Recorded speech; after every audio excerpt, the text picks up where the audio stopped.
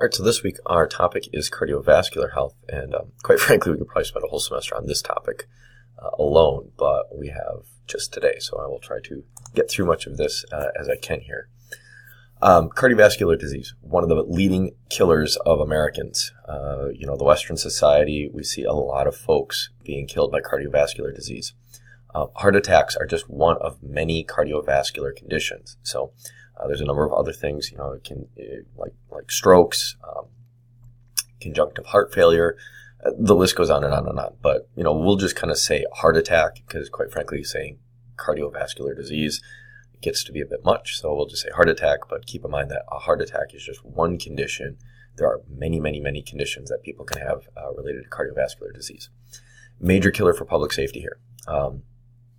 We have a lot of on-duty deaths that are cardiovascular disease issues. So we have plenty of cops and firefighters who go home and have heart attacks on the weekend, but we have plenty that die on duty. As a matter of fact, about 22% on average of police officers, 39% of firefighters will die on duty of a heart attack.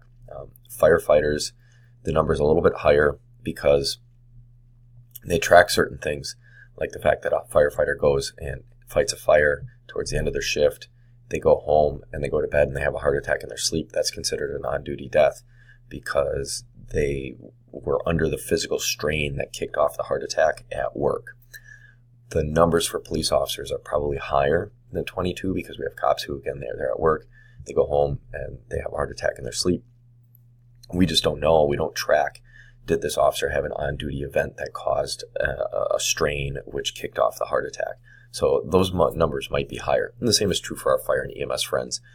Those numbers could be a little higher because they could have had events that were not really reported as putting them into a physical strain that led to them going home and having that heart attack. So it's an event that happens on duty that leads to their heart attack that we can still track these quote-unquote on-duty deaths, even though they don't die on duty, they die off duty. So what causes like a heart attack or even, strokes, other kinds of things? We have your regular artery where the blood runs through it, and we've got the arteries, around the heart, which not only bring blood into the heart, but also keep the heart, nourished.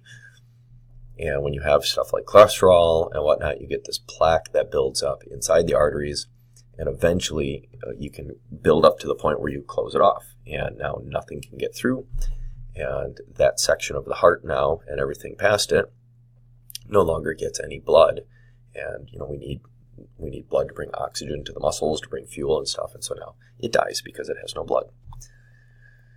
8 factors that put you at risk, and I'm going to give you a bonus one too because there are some other contributing factors we don't really consider as like top priority, but one of the bonus ones we'll talk about, and I'll go into detail with these. But you have blood cholesterol levels, hypertension, which is a big word for high blood pressure, being a smoker, being a diabetic, and even being a pre-diabetic, your family history, having a sedentary lifestyle, being classified as obese, and then your age. And our bonus factor is going to be stress. Any of these things can put you at risk for a heart attack. Multiple of these things, I'm not guaranteeing it, but your chances just got higher. So thinking about cholesterol. So we have 2 kinds of cholesterol, LDL, HDL. LDL is what is referred to as the bad cholesterol, and it creates plaque. It is kicked off and created by the body when you have lots of fatty foods, deep fried foods, saturated fats, those kinds of things. HDL cholesterol, fibers and good foods can elevate the HDL. And what happens here is plaque is created from our LDL cholesterol, which slows down the blood coming through the artery. And eventually, that slowing down causes the heart to beat harder to push more blood through the system. So that's your hypertension. So your cholesterol and hypertension are pretty well linked. You can bring your cholesterol down. That can potentially bring down your blood pressure. But there's a caveat here. We sometimes refer to it as the car crash analogy. So you have a car crash, right? The street is blocked. Do we send an ambulance to just pick up the victims and transport the victims away? Because you still have the cars in the road blocking the road, right? So we take all the victims away, but we still have a problem. The road is still blocked. We need to bring in, wreckers and tow the cars away. So that's kind of the analogy sometimes that's used in the world of nutrition and diets with the hypertension. You can, increase your HDL, which helps get rid of the LDL. So we're getting the victims out of the way. The problem is the LDL has already created this plaque.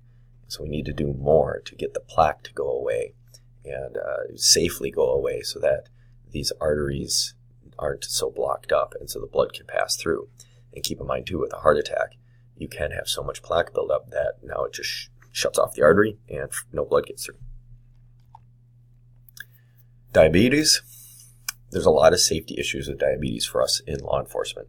When you look at diabetics, they can have some different conditions that come on where they kind of act like they're drunk, but they haven't been drinking. Diabetics can go into, some comatose states when their blood sugar's off. So there's a lot of safety issues here with diabetes. So we need to be cognizant of where we're at being a pre-diabetic or not. How can you, decrease your chances of diabetes? Now, keep in mind, some diabetes are hereditary. So if you got, diabetes as a young kid and you were just basically born with it, it is what it is. Other diabetes forms, so we have type 1, type 2. The diabetes that, is not hereditary though, you can limit your ability of getting it with just increasing your activity. You become more active and, your insulin levels regulate themselves.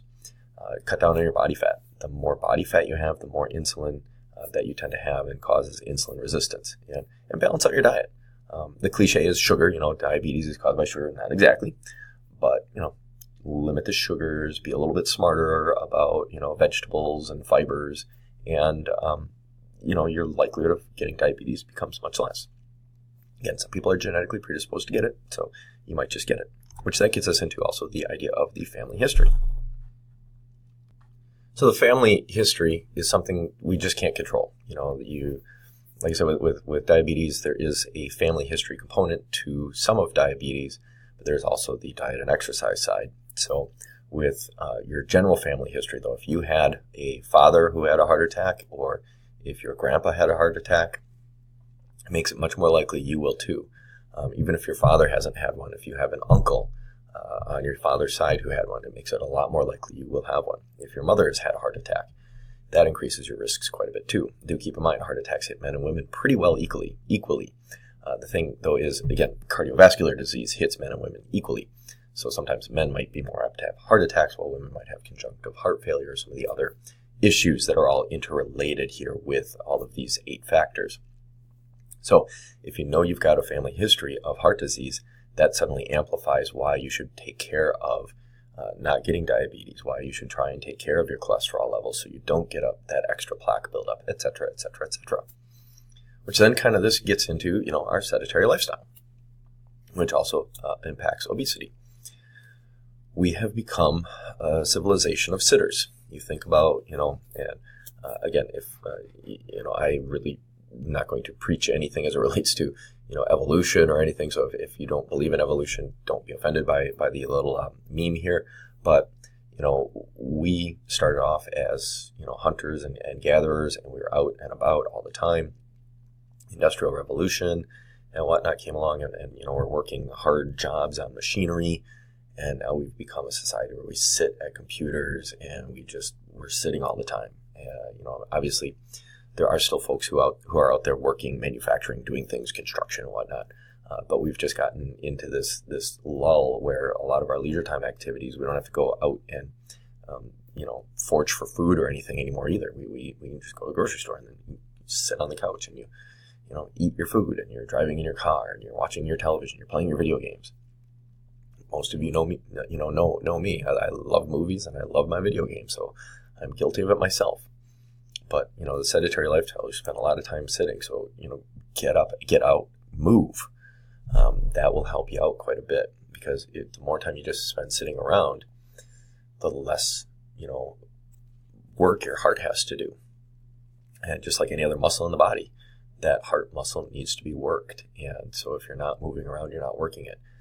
And various other muscles need to be worked. And so the more you sit, the tighter your joints get, et cetera, et cetera, et cetera. And it just becomes harder and harder over time for you to, bounce back, especially after injuries or anything like that. So sometimes we joke, smoking was one of the risk factors for coronary heart disease.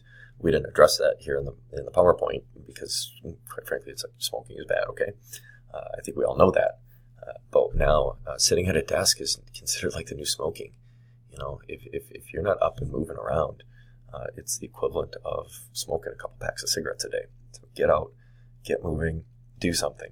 You don't have to go to the gym. You don't have to run a marathon. I mean, it'd still be good if you go to the gym on a regular basis. Don't get me wrong. Don't twist my words. But you see, you know what I'm saying. Don't just sit around all day. When you get a day off, and you want to sit on the couch and watch TV, force yourself to go do something. If you got a puppy, take your dog for a walk. If even if you don't have a pet, just go for a walk yourself. Go for a bike ride. Go do something.